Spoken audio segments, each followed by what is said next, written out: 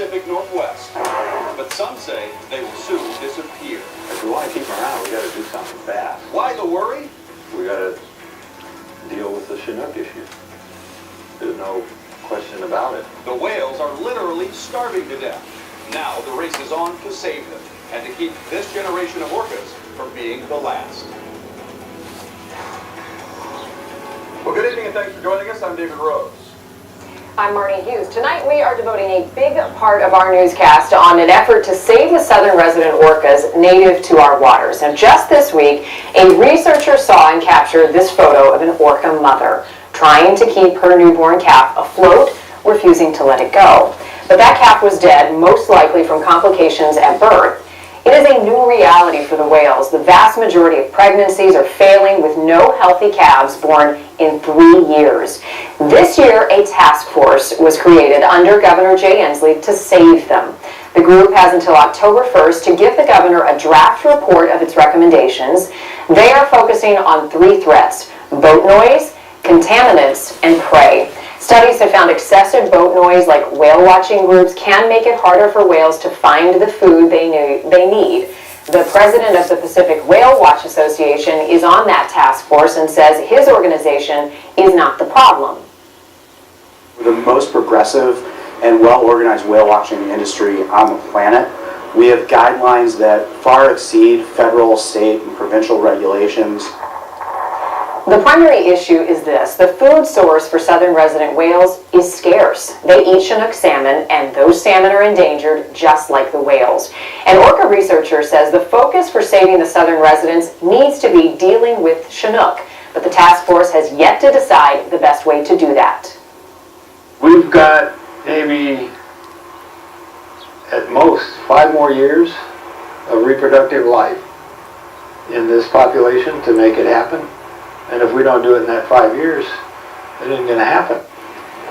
The task force is required to recommend short and long-term solutions, but like you just heard, the southern residents don't have much time for results. Simone Del Rosario has been researching the plight of these killer whales and following the progress of the governor's task force.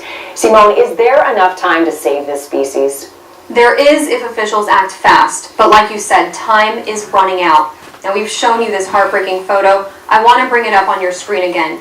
As of last night, this mother was still seen pushing her dead calf around, carrying her on her head through the water, not yet ready to let go. Now here in Washington, we are not ready to let these mammals go extinct. I'm joined by Governor Jay Inslee, who created his task force in March to come up with bold solutions to save them. Governor, thanks for joining us. Thank you. You bet. Thanks for focusing attention on this. Absolutely. I know you've seen these pictures, Governor. What's your reaction to it? Well, it's the same as 7 million Washingtonians, which is heartbreak. First, because it captures the relationship of this very intelligent animal with their family, and we relate to that as humans, number one. And number two, we understand that this is the heartbeat of the state of Washington. This is a species that we identify as the most Washingtonian, perhaps, of any of the life forms that we have in this beautiful state.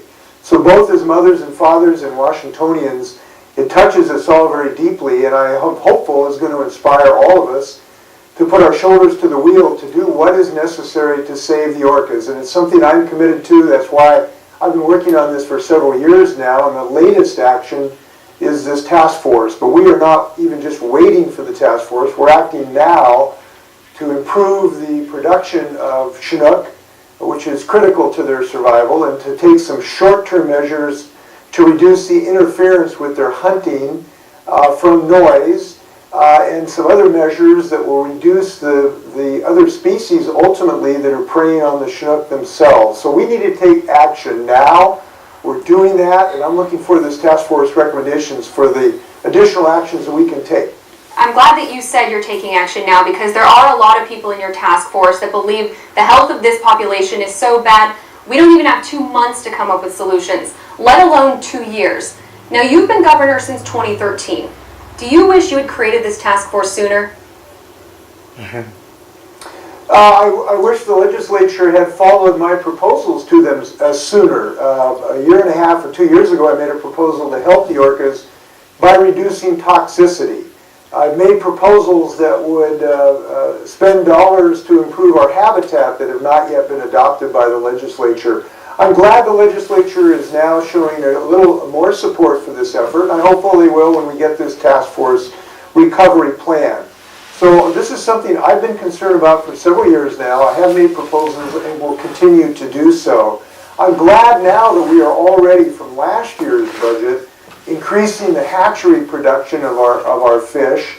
I'm glad that we are reducing some of the acoustic interference, because sound interferes with the ability of orcas to fish and hunt.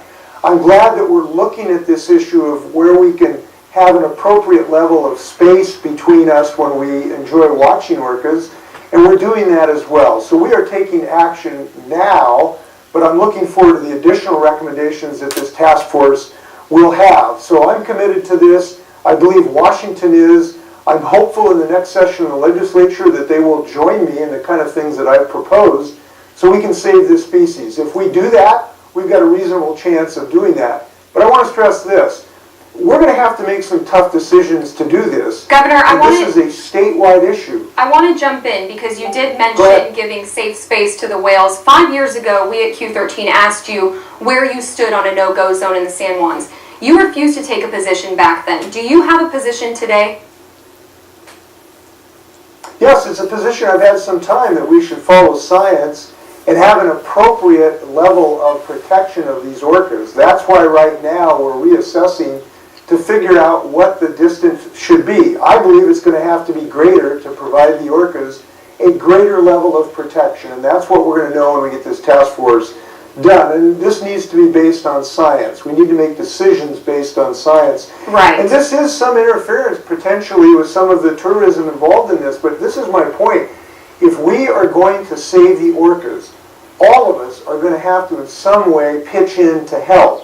That's Eastern Washington. We need additional flows down the Columbia River. That's why I've supported additional spill so we can move more smolts down the river faster so that there's more food available to the orcas. Okay, so let's talk about the Columbia River and let's talk about taking some of those bold actions then. You talk about increasing flow, but a lot of people are saying in order to make a real move in the right direction for Chinook salmon, we need to breach the lower four snake dams. Do you take a position on that?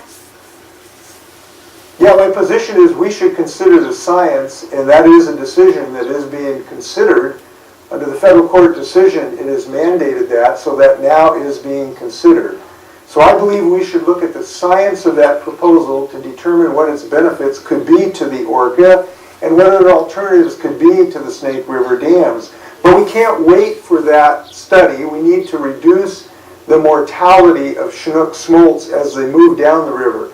That's why I'm glad that sort of my position has prevailed, that we now are increasing the rate of flow of the Columbia River. We spill more water now, so it increases the water going down the river, so it will decrease the mortality of the Chinook smolts as they move down.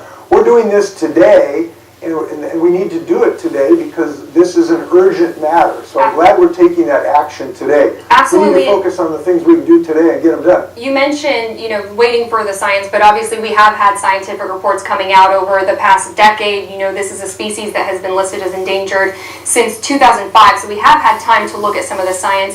And I'm happy to hear that you are saying we are looking at science-based solutions. Here's my question.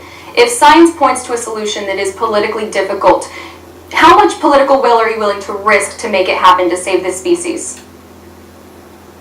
I think I've demonstrated a commitment to the things we hold dear in the state of Washington, from stopping ocean acidification, which is a danger to orca. I've been fighting carbon pollution, which is a long-term threat to the orca because it has the capacity of severely damaging the food chain and really damaging, ultimately, everything they eat. That's why I'm a fighter against carbon pollution. That's why I supported an initiative that will be on the ballot this fall. We'll give Washingtonians a chance to vote against carbon pollution for cleaner air and cleaner water for orcas and salmon. Which will be great for the long term, Governor. We should make it.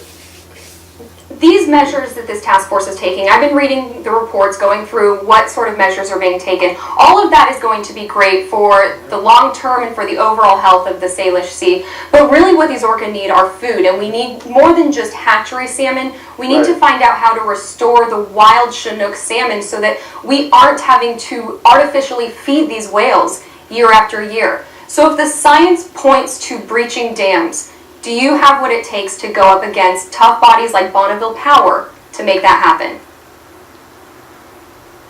I've had a long-term career, and I have never been afraid of a good challenge to do the right thing. But again, we need to work on improving the habitat throughout our system, not just the Columbia River. As a report came out 2 days ago, that these Chinook from urban rivers right in the central core of Puget Sound are very important to the orcas.